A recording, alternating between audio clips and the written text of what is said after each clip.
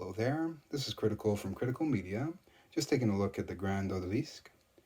This is a book that came out recently, translated by Fantagraphics at the end of 2020, although the story itself actually dates back to 2012, published under the Belgian publisher, I believe, Dupuis. So, very happy that Fantagraphics has been bringing over a lot of European works and artists because it's not just Europeans that come out over there. Other walks of life, like you'll actually be surprised, a lot of mangaka, sorry, or African artists and whatnot. They actually release a lot of their material in Europe. It's actually cheaper, and there's actually more access to having your stuff published compared to here in North America, a bit more strict. But anywho, we'll just talk about the exterior, some plot points, and of course, just a little brief overview and some art as well.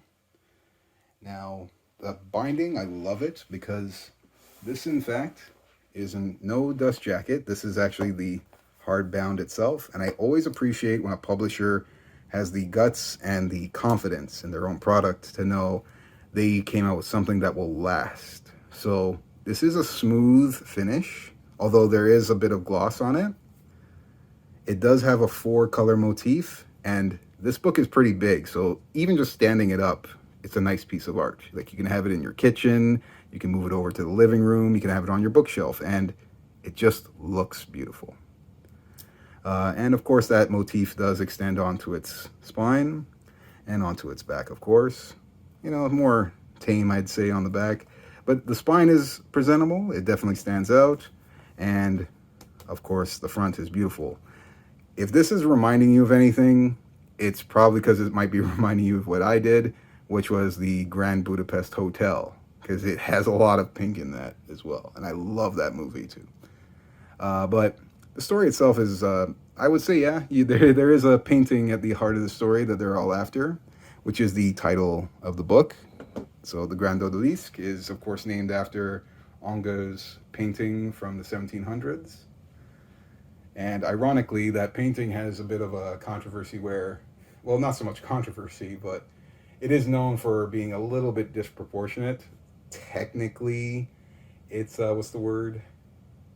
I'm trying to think of it now. Oh, not so much deranged, but not so much conformed either.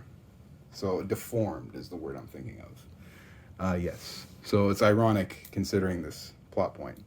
But anywho, onto just the spine and whatnot. We'll see here that the book isn't too long. It's only about 120 pages. So it does open up very easily. As you can see, you'll always get the full breadth. It is raised off the spine. So thankfully it is a felt lining once again. You can hear the glue, but honestly, you're not going to run into that problem. And as I mentioned, there's not really 2-page spread, so you're not losing anything in the gutter. So looks definitely good to me, and it holds up very well, at least after 2 reads. But anywho, right now we'll just go over maybe some of the bit of the art here. Now, it is Bastien Vives, Florent Ruppert, and Jérôme Mulot. So Mulot is mainly the artist that is paired with Ruppert, but Vives is definitely a welcome addition because he's more known for his expressionist style, whereas Mulot is more the cartoonist impressionism style. And that's the overall conveyance. And actually, that's European comics almost as a whole, or should I say Western European comics. They do tend to have a more cartoonist impressionist style. Now, I don't want to spoil too much, so I'm just going to try and flip here. There we go. So just to show you the idea of how Vives and Mulot actually bounce off of each other, the overall look should be like Mulot's. But this particular panel here, as well as this, you can kind of see that this more mirrors Vives' work because he's more expressionist. So you can see how natural this movement looks. So her knees going up, her arms are in natural positions, her chest is out in a realistic way. Love it. And of course, the excellent use of color. Nothing too extreme. Of course, yes, you're allowed to do this. Of course, the fanning art, as they call it sometimes. And probably my favorite 2 pages of the book are these two. Because on one side, you get definitely Vives once again, a very naturalistic, expressionistic style. You know exactly where her head's at almost. Well, actually, not almost, you do. And probably my favorite page of the entire book, which personifies this book, where the leader, the greaser, has already done the job. They have the rookie who's learning how to use the sniper rifle, and she's already been told that we only have so many shots of the tranquilizer. And as the greaser is sneaking through, she still manages to shoot the sleeping guard anyway. And I just love how you see her head go up like, really? You shot him? Come on, man. And then she just moves on. Love this page. But anywho, a quick little set of plot points here. So there are mainly three main characters you gotta follow.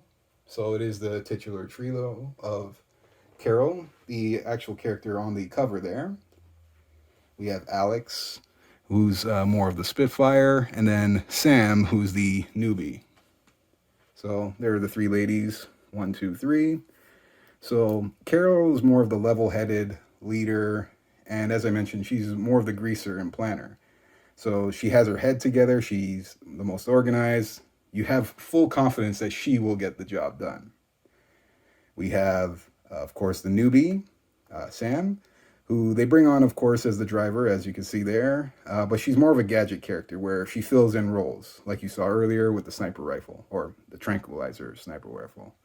But probably the character that drives this story, and the one that most people will probably connect to or definitely appreciate, is Alex. So she is probably the, if I had to personify her, she's the spunky, spontaneous firecracker of the bunch. So almost the entire story's wheels actually are geared off of her, where she makes split-second decisions. I'm not saying like great planning, but more so like she'll just change her mind on something almost immediately. Like, sure, in the very beginning of the story, they're already robbing a place, and during the heist, she gets a call from her boyfriend who's breaking up with her, and she just can't let it go. Like, she's constantly tripping over it, to the point where she almost compromises their heist. Like, you saw that little bit of connection in the beginning. That was caused because she was just beefing with her boyfriend. It was so funny. And you know, later in the film, later in the story, that's how good this book is. It plays like a film. They travel, different countries. It starts off in France, goes to Spain for a bit. There's a major part in Mexico, and then they return to France for the big heist.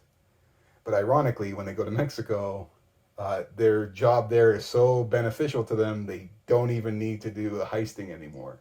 So it becomes kind of a side hustle now, which is kind of the funny part about the ending, that they still go ahead and do it.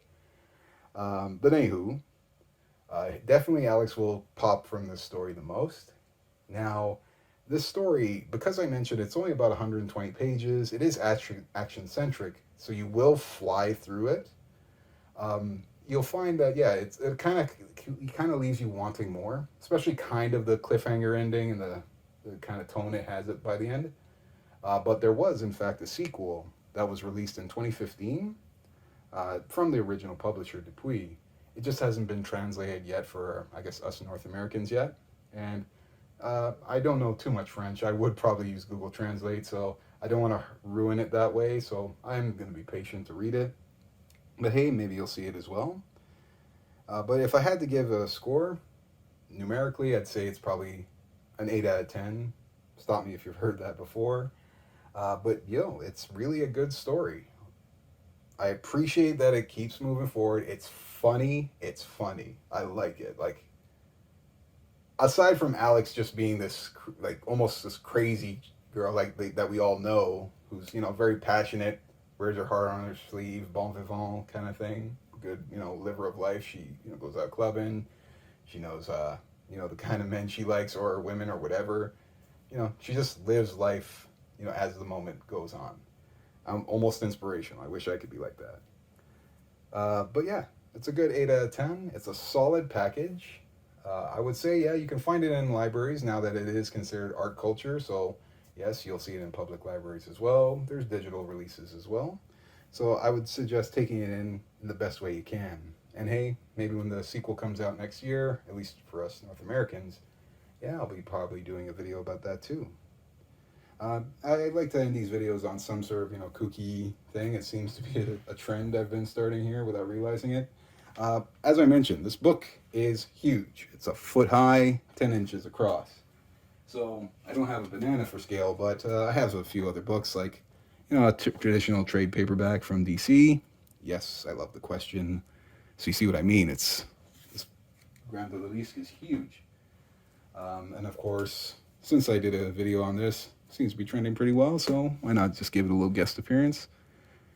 Typical Tankoban here from Censor. So you see what I mean? Dwarfs it again. If there were books to kind of combat it, it'd probably be like a DC Black Label. Yes, here comes the question again. But definitely the one that mirrors it the most is a Marvel Comics Gallery Edition book. So it's probably the only one that can keep up with it. So it is actually a little bit taller, and it's just as wide. So if you're thinking about putting it on your shelf, maybe along with the gallery editions, or just standing on its own, because as I said, it's definitely a crowd pleaser. It's visually appealing. I definitely just get it on the art alone. But hey, let me know what you think. As always, I like reading the comments. I've replied to a few so far, and I do like what I see. So yeah, community is always a key. So yeah, hopefully I'll see you in the next video, and you folks take care.